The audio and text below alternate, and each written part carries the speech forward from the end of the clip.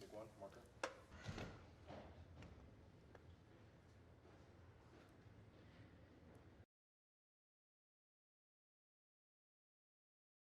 When he first came into school, when Barry first came, I was excited.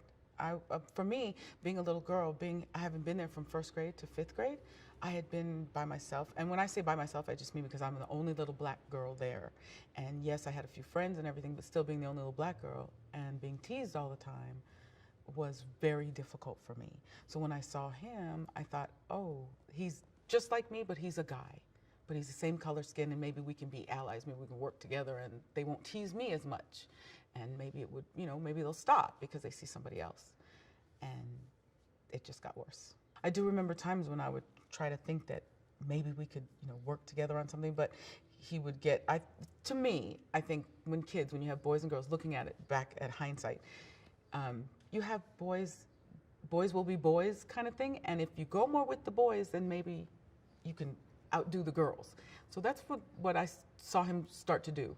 Whereas I kept being by myself, but at the same time, kids would say, the minute we'd end up together, kids would say, Joella and Barry sitting in a tree, or Joella and Barry this, and it was kind of hard because I didn't want to be associated with him as a girlfriend. I just wanted us to work together to be accepted by the other kids, so that the teasing would stop. I would go home crying every single day, begging my parents to let me leave Punahou. The older we got, the worse it got. There were times when as we got older in PE class, there were classes we had to take, dance classes, so we'd learn how to foxtrot and all these little dances that you had to learn. And people, again, would try to put us together. It was always somebody trying to put me with Barry, somebody trying to put Barry with me. The older we got, the teasing it got worse because you learn more. You get older, you learn more. You learn to say more. You learn more words. Olapa, Popolo, and of course the N-word. When we got older, and I think it was because we have the Punahou Carnival every year, which is like the kickoff to the carnival season in Hawaii, and it starts, it's in February, at the beginning of February, and it's a big deal. And kids literally, that's a time when, just like asking somebody to the prom, you ask somebody to the Punahou Carnival, and kids would do that. Oh, they were horrible every year. Joella's gonna ask Barry, or Barry's gonna, it was back and forth. And it was a constant thing. So the more, if you stayed away from me, if we stayed away from each other, then maybe that would stop. So it was never, it was always a, it was a push and pull you kind of thing. If I go too close to him, we're gonna be teased. If I stay back from him, I'm gonna be teased. So it was either way. I was at a loss. There were situations that he could have come to my defense. Did he? I would say no. Again, there's that boy-girl. I'm a boy, you're a girl. If I hang with the boys, if I won't be a jock, and you're a girl, you're just a girl. So, and it was harder back then, back in the 60s and 70s. And I mean, now that things are much different now, as much as they should be, but it was a lot harder. I didn't like my own skin. I didn't like the person I was. I didn't like anything about me. And I didn't even know much about black folks at all.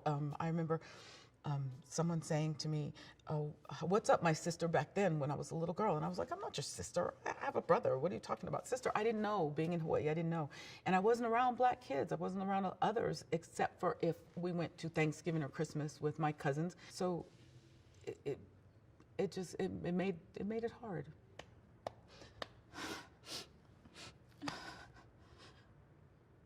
I'm the little girl that they tormented and they treated so poorly. But I'm a big girl now, and I got a lot of strength from it. But am I still upset? Yes. Am I still angry with some people? Yes. And do I wish they would say something, apologize, change things? Yes, I do, but basic personalities never change. I don't know that he shrugs it off, and I say I don't know that he shrugs it off because you wouldn't put it in a book if it didn't affect you. You wouldn't have wrote about me and the things that happened if it didn't affect you. No, it affected him. He wouldn't have been a constitutional lawyer. He wouldn't be president. No, it affected him. I think it just affected him in a way where he said it's the positive things that he could do for it. That's what I think. But no, it affected him. How can it not? It affects anything that happens to people when you're little. You'd be lying if you said something didn't affect you. So yes, it affects you. And I know that it affects him. Like I've said before, when I write or when I say things, he's been included. Franklin Marshall Davis, who I did not know as a little girl. And we used to go down to Waikiki, and he used to give really good advice, just talk. As I got older, again, this was as I got older, as I was learning more about the Black community, about things having to do, because in school we were taught very, very little. Like I knew about Harriet Tubman, I knew about a few people, but I really didn't know my own heritage, my own anything. And again, like I said, I didn't like myself, and I didn't like Black people. And he'd just give us these stories, and he'd tell us a whole wisdom, and just hang in there for in his words and his way to be able to make it through life, and it was just nice to sit there and listen to him talk. I remember that Barry had told people that his dad was a king, and his dad was a prince or important, and as a child, of course, some of us would embellish some stories like kids do, because you want to feel accepted again. And then when Barry's dad came, it was a time when all parents had to come to the school. I might not say maybe not all parents came, but I know my parents did. It was the sharing time, and Punahou is very big on that, of the parents being just as involved in the students. You know what most parents did. So his dad came, and we all sat there and listened to what he had to say. And I think at that time, for me, looking over at Barry and knowing that, again, thinking that this is going to help solve some of the problems. And I couldn't say racial problems then, because I didn't know as a little kid that these were racial problems we were having, but that maybe this would solve things. And no, it still, maybe for a time, for a moment, just I think for the other kids to see that he had someone darker in his family other than just the white people they were seeing. But did it change anything? I don't think so. I don't think so. Growing up, we would go to church. We had the little chapel, I should say. We'd have this chapel, and we'd have to wear these white robes, and they'd have these big red bows. And each class would have to sing or do a little chapel, do your little chapel part. And we would do that. And through the years, those of us who went on to sing in choir, because I was in the 9th grade choir, so those of us who went on to sing in choir kept singing. So when people thought, when people said, well, we didn't know this president sang, well, but you didn't look into him growing up in his youth to see that he's a man of a lot of things. When his book first came out, Dreams from My Father, and when he was a senator, I remember, I have a lot of family ties here in Washington, D.C., and I remember family members would call my dad, and I remember when my Uncle Bill met him, and he said, oh, this man's gonna be president one day, and I'd sit there and roll my eyes and grit my teeth and be like, no, let's not do this. He named me Coretta in Dreams from My Father, which I thought was really interesting, and people used to say, why Coretta? And I'd say, I don't know, you need to ask him, but I said, maybe because 2 T's and 2 L's? Joella, Coretta, that's, and some people would compare it to Coretta Scott King. I said, you can't compare Joella and Coretta to, maybe that was a thought in his head or something, but we're not even close to the same people. When that book came out in Hawaii, it brought back a lot of memories. And people would call my parents, say, you see your daughter, and that's your daughter. And we'd laugh, and it was, little jokes. When he became president, that book actually became, it turned my life upside down. It turned my life, my family's life upside down. Like, I was called crazy names by just about everybody on Fox News. And I said, instead of you people calling me a name or saying something about me or writing about me in a book, why not call me and talk to me? I'm on Twitter, you busted me out on Twitter. Nobody would do that. Nobody would come to me. And I got to the point where I said, are you not coming to me because I'll come at you afterwards? Because I have something to say? Because you're scared of the truth? But I knew that one day, I used to sit up there and say it, I even said it on Twitter, I'd say, one day somebody's gonna listen and somebody's gonna hear my side of the story. They're gonna hear that there is a real person, real people that were in his lives, and other classmates. Hey guys, I got a whole 300 and something classmates that we all grew up together too. Now people will know, no, he was actually there to put a lay around the White House and get you guys right. And now people will know the truth, that no, I'm not just a character. Everybody in that book, we're not characters, we're real people. I don't remember hearing the birther movement. I heard birther this, and I kept saying, what is birther? To people like, what is this birther stuff? And they were, birther, people didn't know at first, birther. I'm like, what is this stuff about? What is this Tea Party stuff about? Well, you know, because Barack Obama wasn't born in Hawaii. What do you mean he wasn't born in Hawaii? Again, for me, it drove me insane because that was not true. What? How did it even start? The more he would talk, he makes me so angry. Like, he makes me really angry because he is such a liar.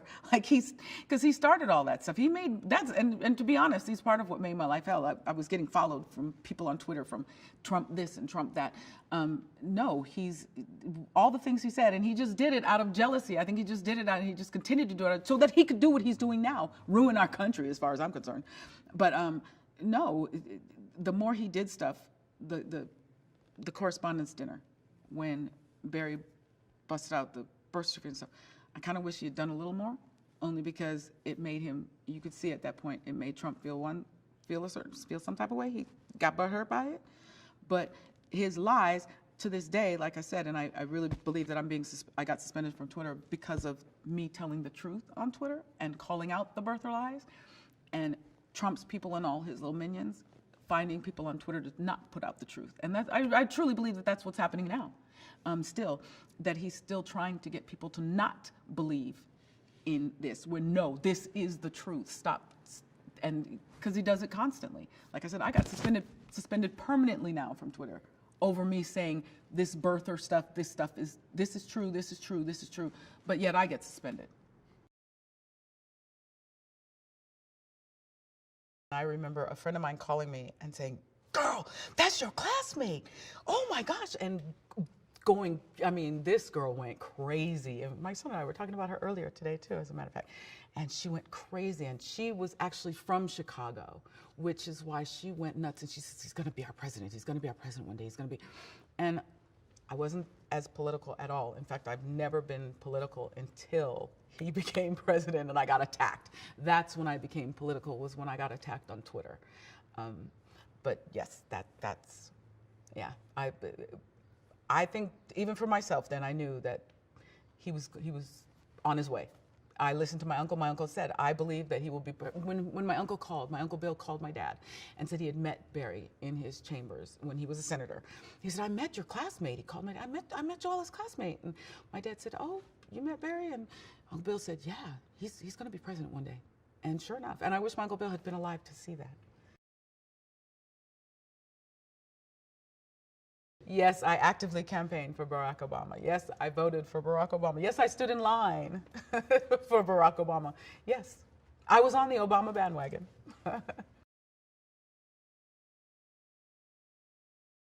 I was elated. My daughter has a picture of me when he won. I was beside myself. Like, I can't tell you how excited I was. Barack Obama, Barry, no matter what, just the fact that this man and his wife and his children were going to be in the White House, oh, I was excited. A black woman in America, I was excited. Yes, I was happy. Yeah, I was extremely excited. Yeah. I think America needs more diversity. America needs, and the thing is I'm going to be honest too. I didn't just see him as a black man. I saw him as a local boy from Hawaii. I saw him as a man coming to put a lei around the White House. Like, that's how we are in Hawaii, open arms, you know, diversity.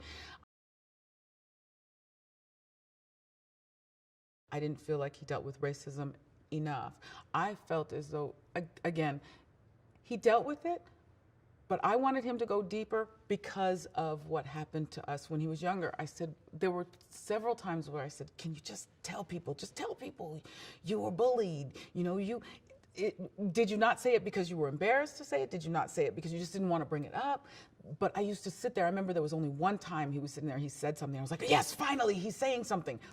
But it wasn't, to me, it wasn't enough. You have to say more. And I don't think not just me being Coretta in the book. No, me being a black person in America, I felt that, yeah, maybe you could have said just a little more, because I think there were some people out there that just really felt that, you know, again, you're America's first black president, so just show a little bit more that you're black. But then again, it's hard when I know what he went through. I know how hard it was for me to just say, hey, and at the same time, you want to be diverse to everybody. You want to because that's how we grew up. Like, I don't care. White, yellow, pink, green, it doesn't matter. You can be evil, nasty, and asshole. You can be that no matter what color you are.